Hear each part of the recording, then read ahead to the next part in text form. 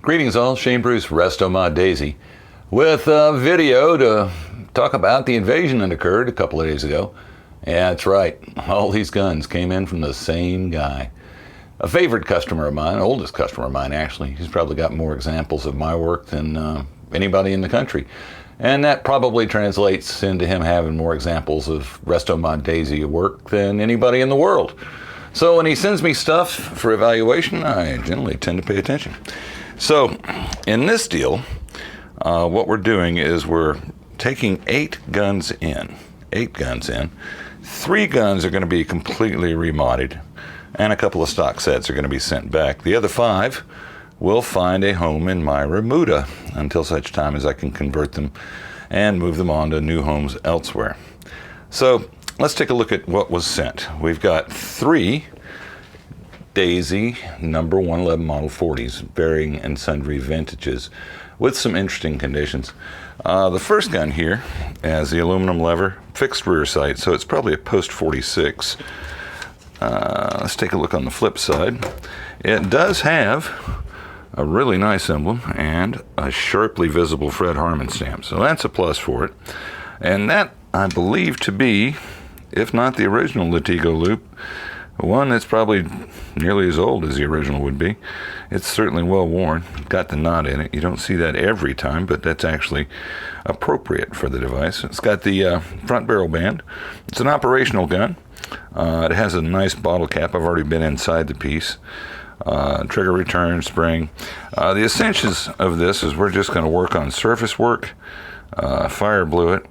He does not want any hot rodding going on the inside, but we'll make sure that everything in there is correct and putting in an appropriate amount of power. It's a pretty nice piece. This is a solid gun. Solid gun. Now our next example, let's get that off the table so we get a little bit more room, is yet another number 11140, but it's much later production. It's definitely post 47 because it has the plastic Red Ryder. And I don't think this stock gets enough appreciation. It's got some pretty dramatic elements in it when you compare it to the imprinted wood stock. Now, you know, that's Red Ryder. He's on his horse. He's got his lariat. But in this particular rendition, take a look at the steely determination on his face. He's got those reins tight, and that horse is at full gallop. He's moving right along. Daisy, Red Ryder, real Art Deco lettering too. Nice piece of art. Anyway, we're moving along. It's got the aluminum lever as well. Now, it's got a great buttstock, but the buttstock has a problem. You can see it right there. It's been remediated by taking a screw and attaching that because the top of the stock is just broken completely off. Like the previous gun we looked at, this is also a Plymouth, Michigan gun, if I can get it to go into focus. But it has a registration number, so that puts it definitely post 47. And of course it says Red Ryder carbine. This one seems to have an issue with the spring anchor, but I note that the pin is there, so everything should be copacetic. Probably just didn't get the mainspring compressed enough. It does have the elevation adjustable rear sight, which is a neat feature, and of course it's got the stepped buckhorn, which I like on these guns. Steel work is okay. The plastic front lever, or excuse me, the plastic front fore-end, as you can see, the hot dog effect going on. The buttstock's straight, but it's cracked. Now this gun showed up without a shot tube, but we can remedy that situation. Painted gun too. It's got some scratches here and there, but overall, no major nicks, no major dings. I'm undecided as to whether or not this is going to be one of the ones I send back.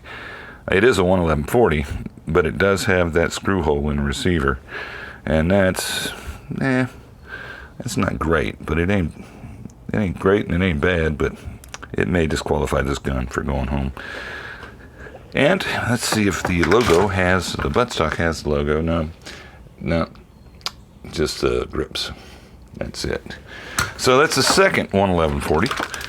Operational, we don't know, but I'm pretty sure it will be. Now this guy here, this 140 is definitely staying put. It's got a nice stock, got a strong imprint, cast aluminum lever, but it is as rust buckety as you get. Got an inappropriate fastener on one side, has a pretty weak trigger return spring, inappropriate fastener at the lever, and miles and miles and miles of rust. So I'm going to try a new technique on this one when I get around to doing the service work. As opposed to just wire wheeling the rust off, I'm going to see if I can abrade it with a piece of copper pipe and just kind of slowly grind that down and see what kind of coloration we get from all that rust. Now, I'm hoping the interior is not as profusely rusted up as the exterior, but it may be, in which case this might end up being a wall hanging 11140, because if you can't get compression, it will not shoot, and if it will not shoot, well, it's a wall hanger. Fixed rear sight, super rusty barrel, does have a bottle cap, and the imprint, the logo, is visible to some degree. Now, I did cheat. I did rub that down with oil, and it's a Plymouth, Michigan gun, but there's no register number, so that's probably closer to a 46 than the other two that we looked at. Red Ryder carbine. Nice piece. We'll see what happens with it. And the step buckhorn rear. We'll see what happens with it. Now, the next three guns are Model 1938Bs. Excuse me.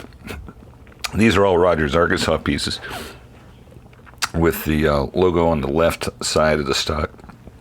They are high pivot metal lever guns. They have metal triggers.